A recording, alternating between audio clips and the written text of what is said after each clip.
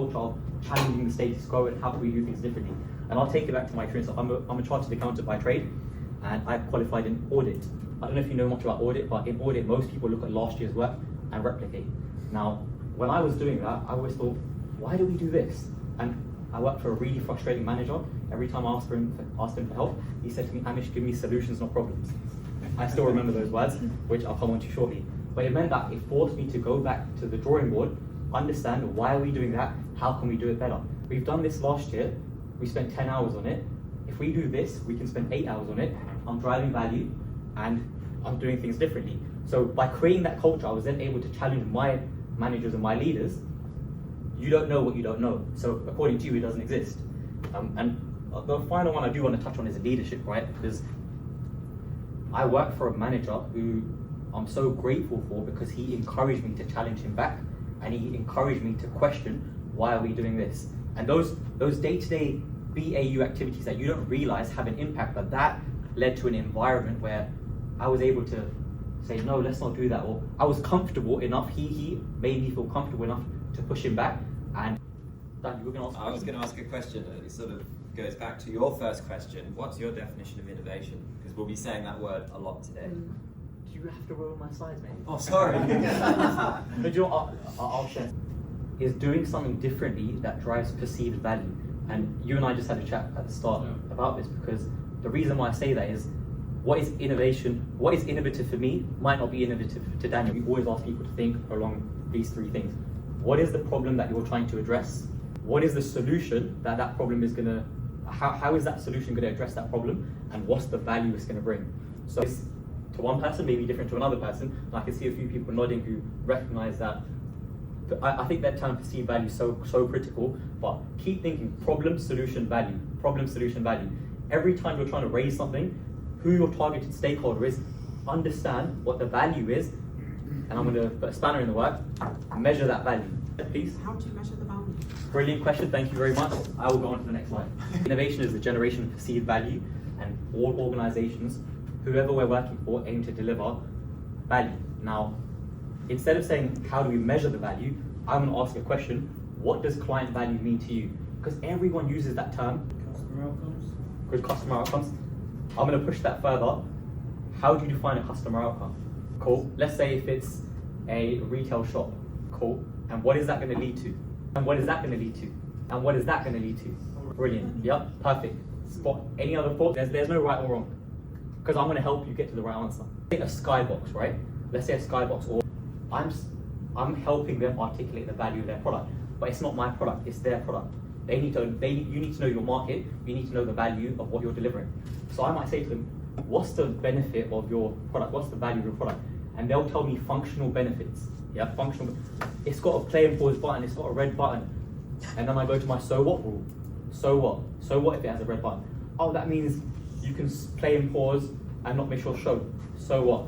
You can go to the fridge, eat your food, come back and not miss your show. So what? End users are happier because they don't have to miss their show. So what? Attrition goes down by 0.5%. So what? Revenue goes up, except you can see where I'm going with this, right? And even then, a client might say, no, we're not going. Attrition is not going to go down by 0.5%. It's going to go down by 0.2%. Either way, they've agreed that we're delivering client value. So the whole sales conversation has changed from talking about price to delivering value. I'm seeing a few nods. That means something I'm saying is resonate, or have I got something on my? There's the. Oh, cool. Fine. I forgot. Is it in the non-intentional? Yeah. Here's my famous so what slide. So yeah, what are the functional benefits? How does this help the end user? So for example, let's take the skybox for example. It means functional benefit, play pause button.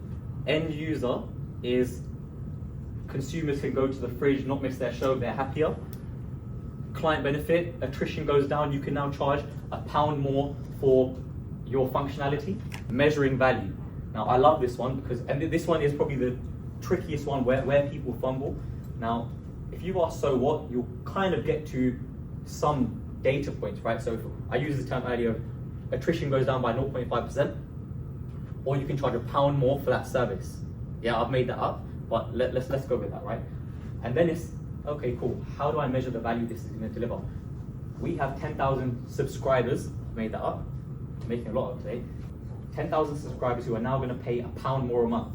So that's 10 grand over a year, 120 grand over 3 years, 360 grand. Now, you're also saying you're going to reduce attrition by X of 0.5%.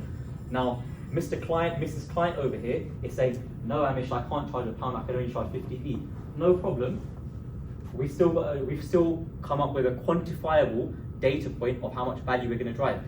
And this then leads to a totally other different conversation of pricing, right? Because you're going to take a fraction of the value that you're saying you're going to generate for your customer, your client, and that's going to become your price point. Any question? Just keep asking yourself, so when you're thinking of what value am I driving, stick to the so what rule. Go for it. How do we make sure that we're not making assumptions? No, you make assumptions and you list them out. And then you work with a client to battle through those assumptions and fine tune them. Because that is still changing the narrative of, sorry, you're too expensive, to actually, no, I think it's a 0.5% reduction as opposed to a 1% reduction. So you're not gonna make it work without assumptions. But you have to document those assumptions and then work with a client. They'll feel part of your journey and the solution. See, problem, solution, value. Those assumptions will lead you to a number that is more than you not having enough.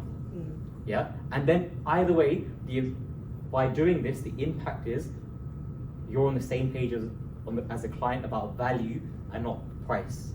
Create that environment for your teams where people, like I gave the example for my manager, who created a safe space for me to challenge him back and think outside the box. Ask the right questions. Someone said to me, every time you're coming up with a solution, get post-it notes and say, what could go wrong? From my audit background, we did controls testing, and one of the things that we had to do is what could go wrong.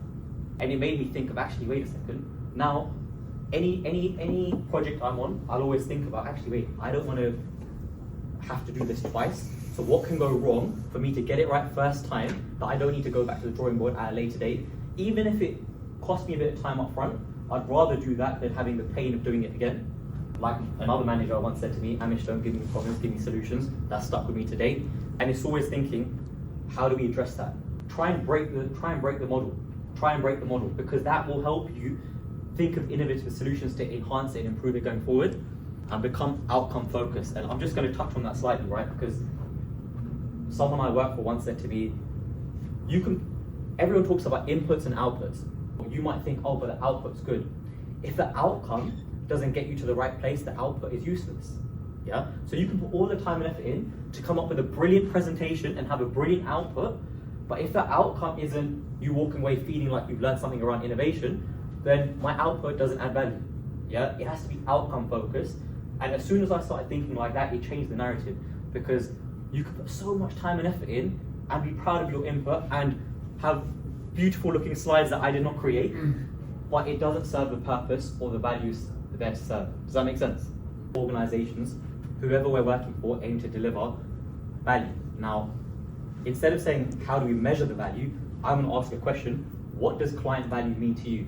Because everyone uses that term. That's how I encourage people to think about client value, of how is it going to help your client and their end users. So what does it boil down to, right? To me, it comes down to three things. So when you ask so what 8 times, 5 times, however many times you can ask, it comes down to increasing revenue, increasing profit, and managing risk. Yeah? I'm sure there's so many things in between, but if you keep asking so what, you'll realize, and eventually comes back down to increasing revenue, profit, and it's not always financial, because sometimes it's about risk. And that could also lead to increasing profit, because if there's risk, there's fines, damages, penalty charges, etc.